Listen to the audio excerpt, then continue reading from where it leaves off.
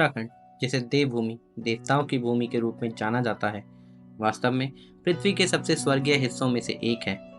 दुनिया के सबसे आइकॉनिक स्पिरिचुअल डेस्टिनेशन में से यह एक माना जाता है।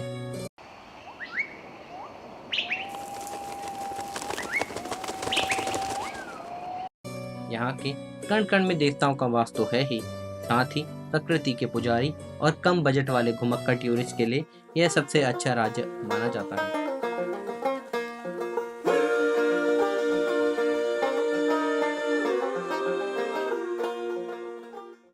इसके समृद्ध अतीत की कहानी में से एक 5 शिव मंदिरों के समूह से संबंधित है, जिन्हें पंच केदार के नाम से जाना जाता है, जिसमें शामिल हैं केदारनाथ, तुंगनाथ, रुद्रनाथ, मध्य महेश्वर और कल्पेश्वर। माना जाता है कि आज भी भगवान शिव अपने संपूर्ण रूप में पंच केदार में विराजमान हैं।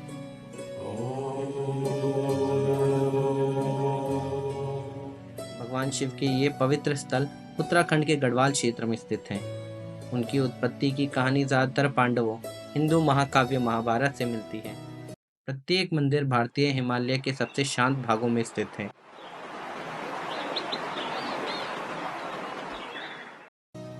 कोई भी सीधी मोटर योग्य सड़क सीधे मंदिरों तक नहीं जाती है। प्रत्येक मंदिर को कठिनाइयों के विभिन्न स्तरों के साथ कुछ मात्रा में ट्रैकिंग की आवश्यकता होती है।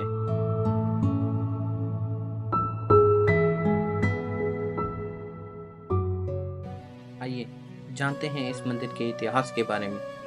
पांडवों ने कुरुक्षेत्र युद्ध में अपने चचेरे भाई कौरवों को हराया और मार डाला। वे युद्ध के दौरान भ्रातृ हत्या, जिसे कि हम गोत्र हत्या कहते हैं, और ब्राह्मणों की हत्या, जिसे कि हम ब्रह्म हत्या कहते हैं, कि अपने पापों का प्रायश्चित करना चाहते थे।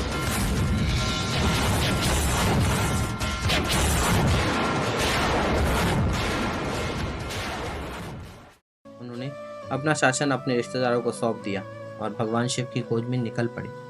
वे पवित्र शहर वाराणसी, काशी गए, जो कि शिव का पसंदीदा शहर माना जाता है।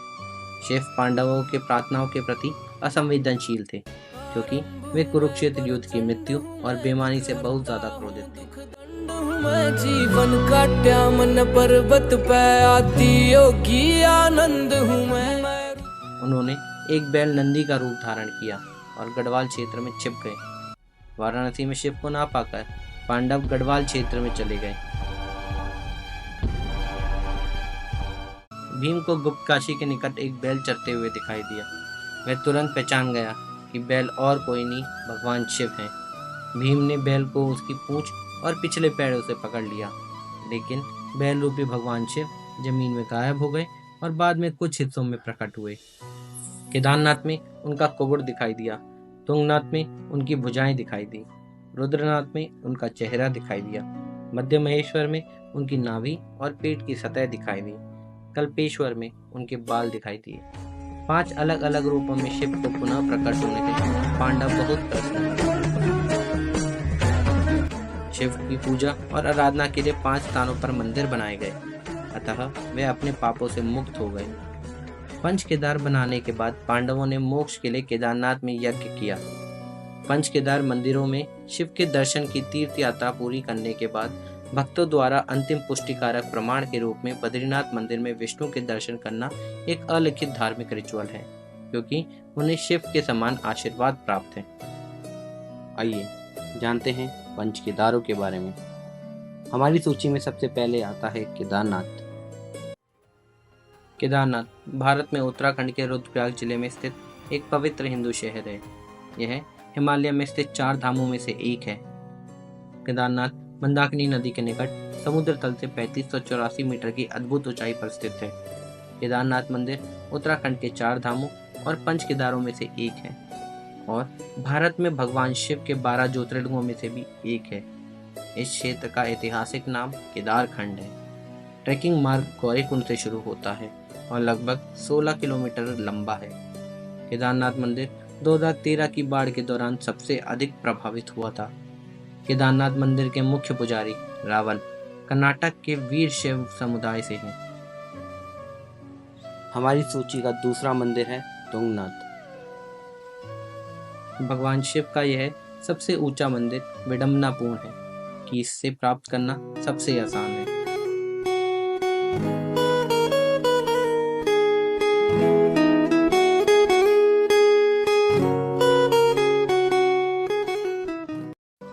चोपटा, जो कि 2700 मीटर की ऊंचाई पर स्थित है, से शुरू होने वाले 5 किलोमीटर के मामूली आसान ट्रैक द्वारा तुंगनाथ पहुंचा जा सकता है। सर्दियों के दौरान इस क्षेत्र में बहुत बर्फबारी होती है, जिससे तुंगनाथ मंदिर पहुंचना मुश्किल हो जाता है। यह पंच केदारों के क्रम में दूसरे स्थान पर आता है। तुंगनाथ समुद्र तल से 3680 मीटर की ऊंचाई पर स्थित है और 1000 वर्षों से भी अधिक पुराना माना जाता है। तुंगनाथ पर्वतमाला मंदाकिनी नदी और अलकनंदा नदी के जल को विभाजित करती है। इस मंदिर के पुजारी मखूमठ गांव के एक स्थानीय ब्राह्मण होते हैं। हमारी सूची में तीसरा मंदिर है रुद्रनाथ। रुद्रनाथ भगवान शिव के अत्यंत प्रतिष्ठित मंदिर है, जो गढ़वाल हिमालय में शांतिपूर्वक सुशोभित है।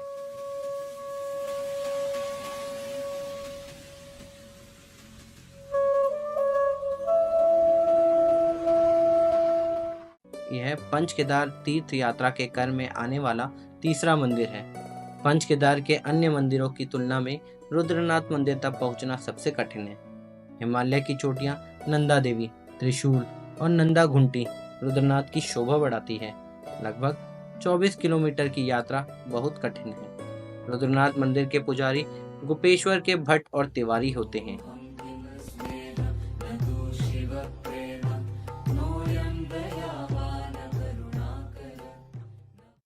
सूची में चौथा मंदिर है मध्य महेश्वर। मध्य महेश्वर, जिसे मध्य महेश्वर और मध्य महेश्वर भी कहा जाता है, एक अनोखा छोटा पवित्र शहर जिसका नाम भगवान शिव के पवित्र मध्य महेश्वर मंदिर के नाम पे रखा गया है। यह समुद्र तल से 3490 मीटर की ऊंचाई पर स्थित है। यह पंच केदार तीर्थ यात्रा सर्किट में जाने वाला चौथा मंदिर है। मध्य महेश्वर में शाम को होने वाली आरती में पूरा गांव अपनी उपस्थिति दिखाता है और मेहमानों का स्वागत किया जाता है।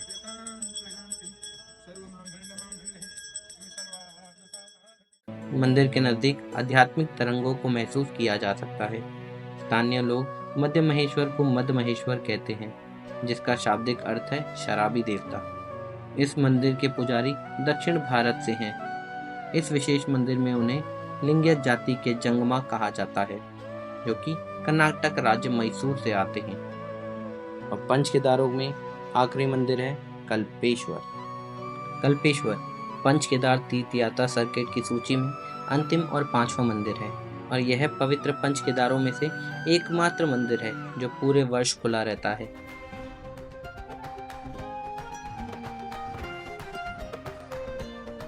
कल्पेश्वर में भगवान शिव की पूजा जटाओं के रूप में की जाती है और इस पवित्र चमक का रास्ता घने जंगलों और हरे भरे छत वालों खेतों से होकर गुजरता है।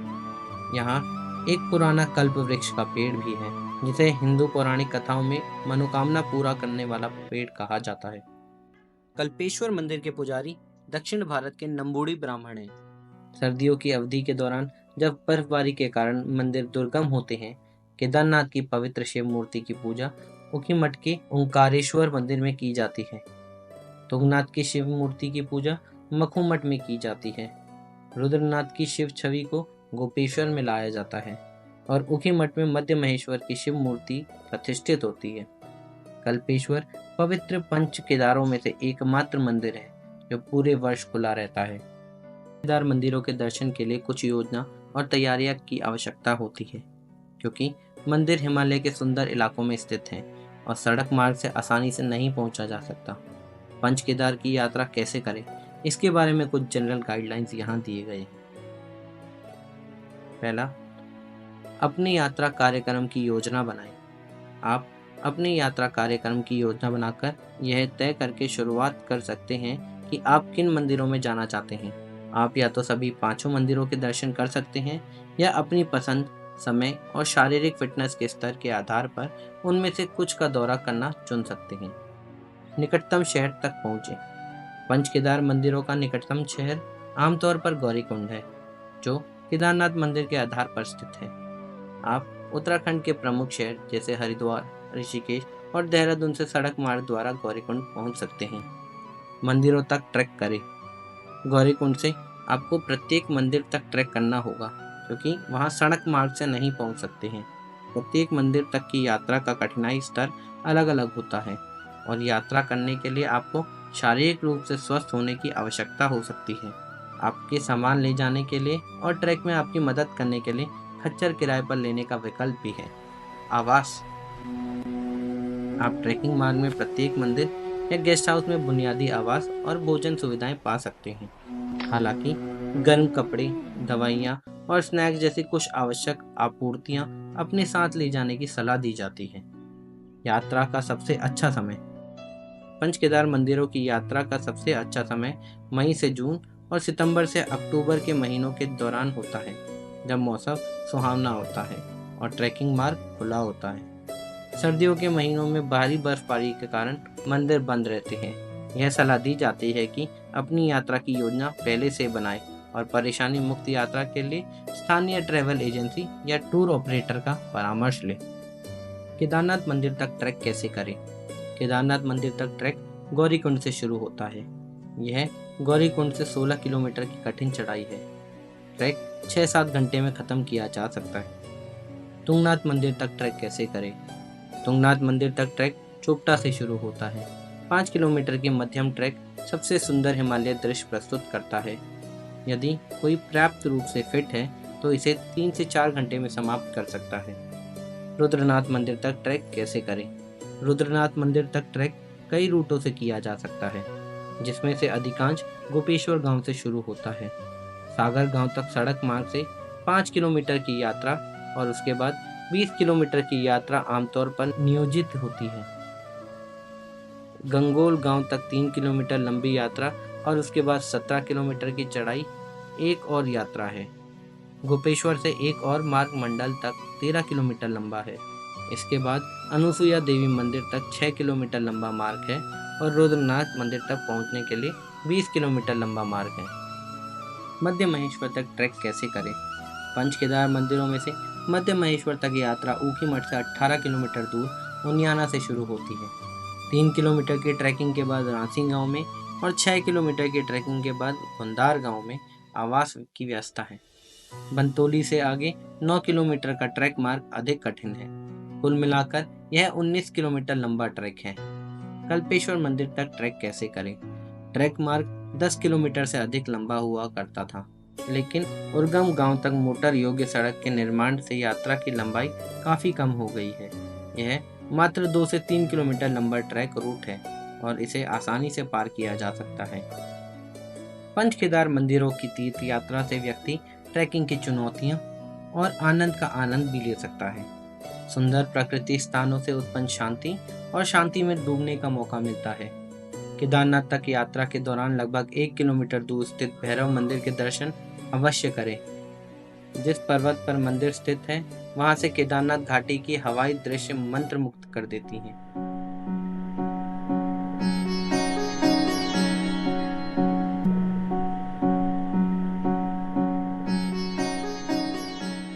यदि आप ट्रैक के शौकीन हैं, तो तुंगनाथ मंदिर पहुंचने के बाद चंद्रशिला शिखर के शिखर तक पहुंचने के लिए आगे की चढ़ाई अवश्य करें।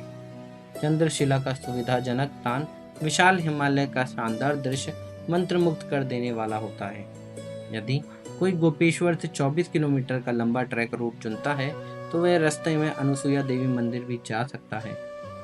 गुप्त काशी से मध्य महेश्वर के रास्ते में आपको काली मठ के प्रसिद्ध सिद्ध पीठ के दर्शन करने चाहिए। काली मठ माँ काली को समर्पित एक बहुत ही आध्यात्मिक रूप से शक्तिशाली शक्ति मंदिर है।